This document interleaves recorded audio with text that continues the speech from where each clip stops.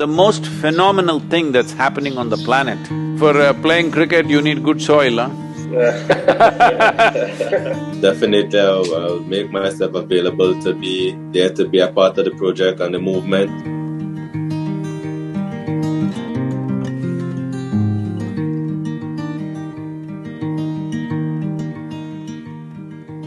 Namaskaram, good morning. Both the brothers, Bravo brothers. Dwayne and Darren, wonderful to see you guys. Nice to meet you. Wonderful seeing both of you. This new movement that's going to bring you to the Caribbean, soil movement. So we would like to get a little more like in depth, where they get to understand it a bit more. That this new movement that they want us to be a part of, that we also want to educate ourselves more about it, but also be the vessel and carrier for the message as well. To put it in simple terms, what has happened is just this. Unfortunately, in our so-called scientific approach to things, we are looking at everything as material. Soil is not material, it's like a living organism.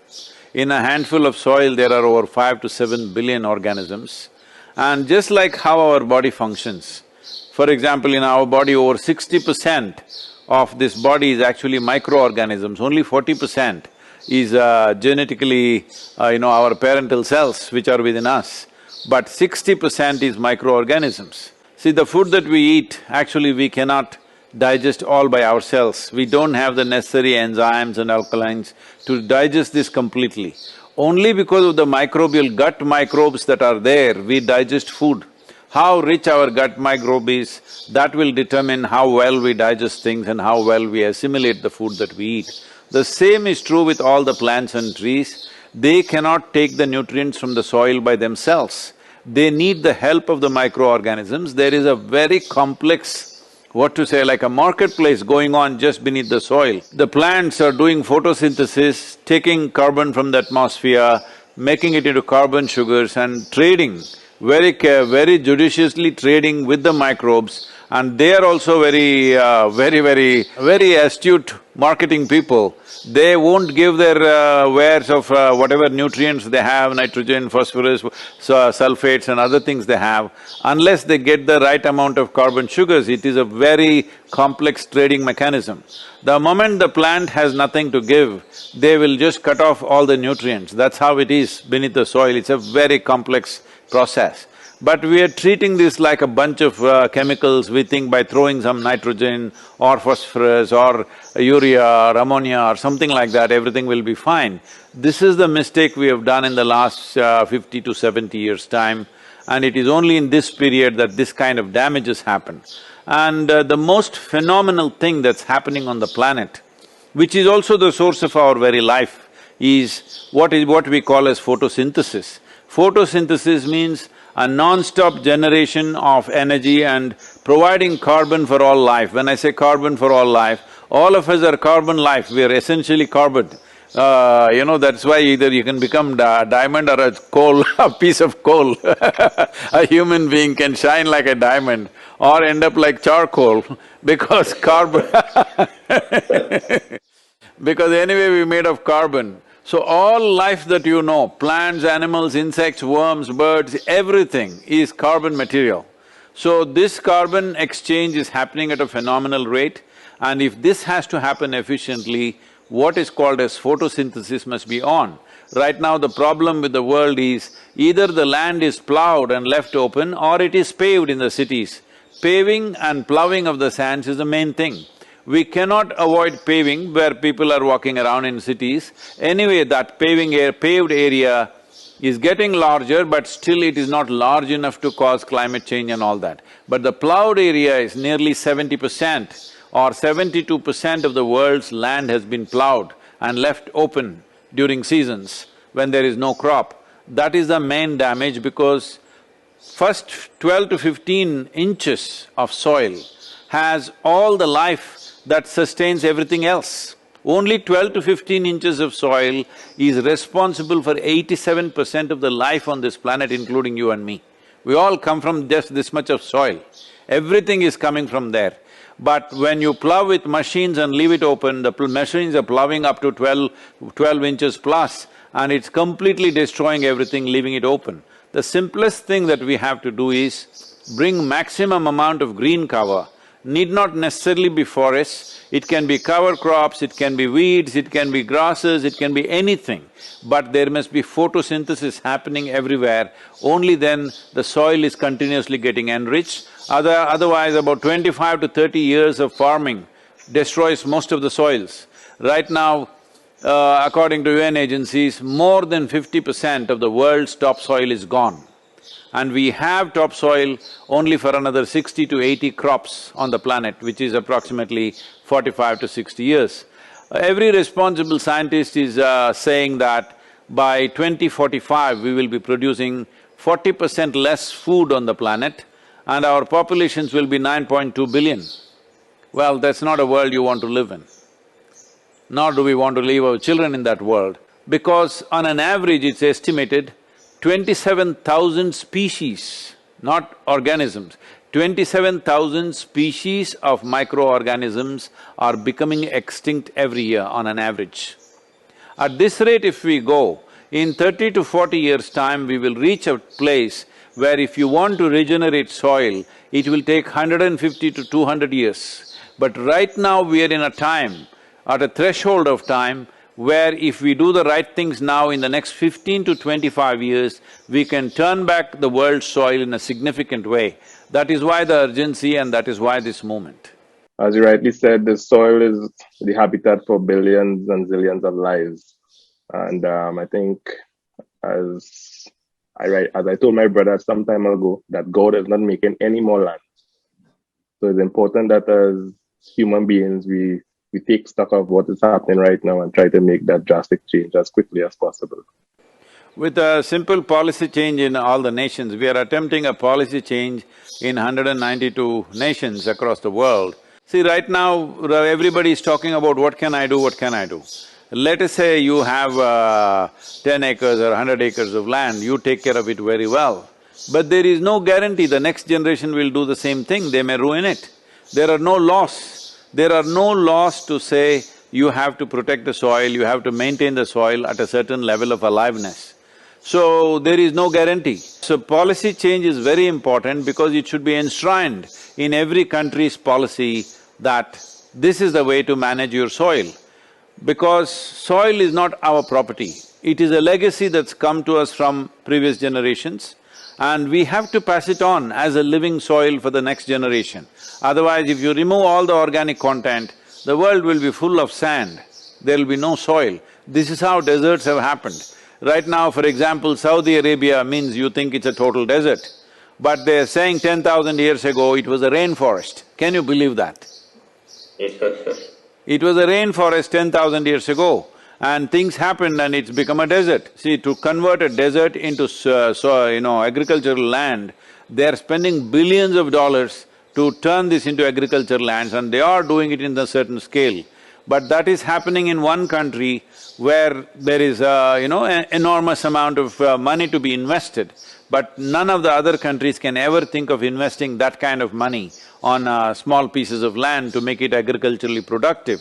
But the existing lands that we have, which is approximately about 51 million square kilometers, which we are using for agriculture across the world, this land, if you raise the organic content from its present level to 3 to 6%, with half the land you can produce the food that you're already producing.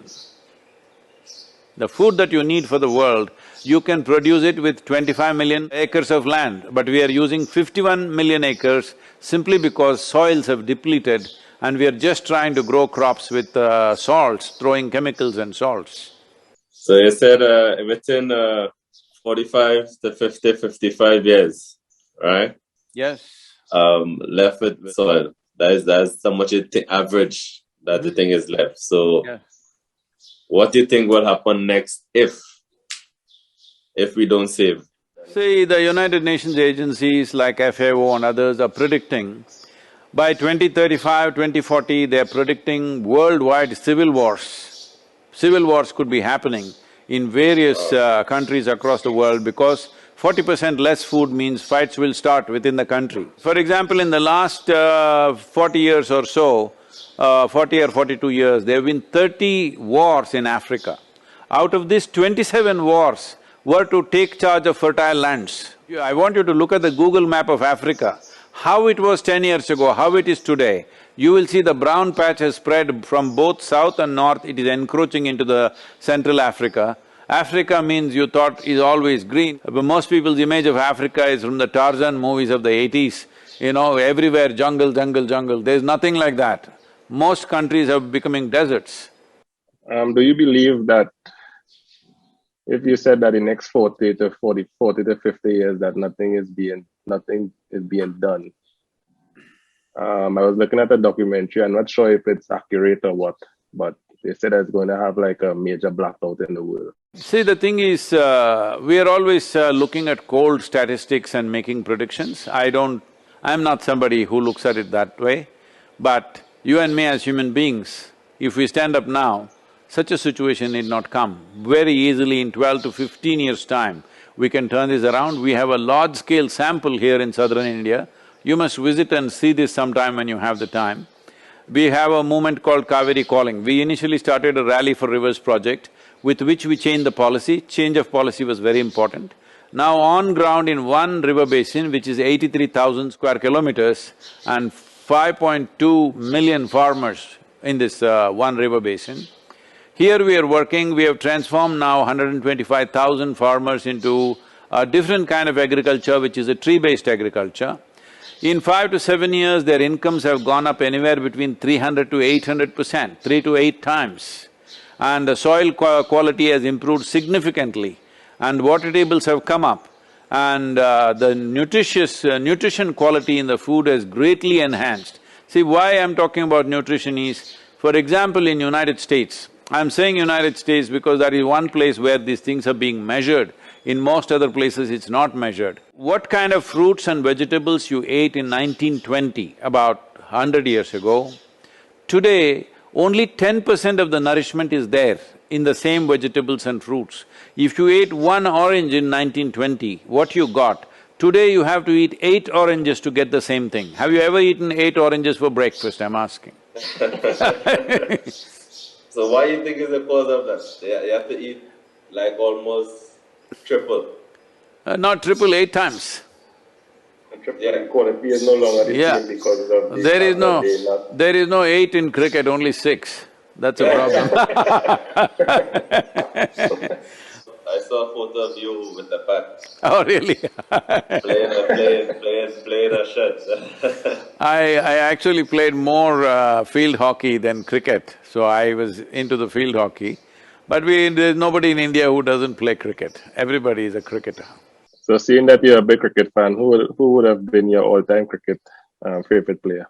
All-time cricket favorite, I think it's Vivian Richards. The master. Yes. I mean, it's not just about the runs and score. The way it was done, the ease and a certain mastery over what was being done was fearless kind of playing, you know. I think I've looked one of the videos when in one of your sessions with this young boy asks you a question, the difference between when your mind telling you something or when your heart telling you something. And that was very interesting the way how he answered, because you always hear people say, okay, do it from my heart, or my heart tell me this. But you said the only thing your heart do is go boo boo boo. That's it. Love dub is all it does. What they're trying to say is, should I decide something with thought process or with emotions? That's what they're asking. So, there are some aspects of life which you decide on the basis of your emotion. There are some aspects of life that you must decide with a clarity of thought. There is no this thing that everything has to be by thought. If you do everything by thought, you will succeed to some level, after that your life will be so dry. Juiceless kind of life you will live. But if you become all emotional, you could be one big mess. So both are needed. It's like, should I use my… when you're playing cricket, should I use my hands or my legs? Tell me.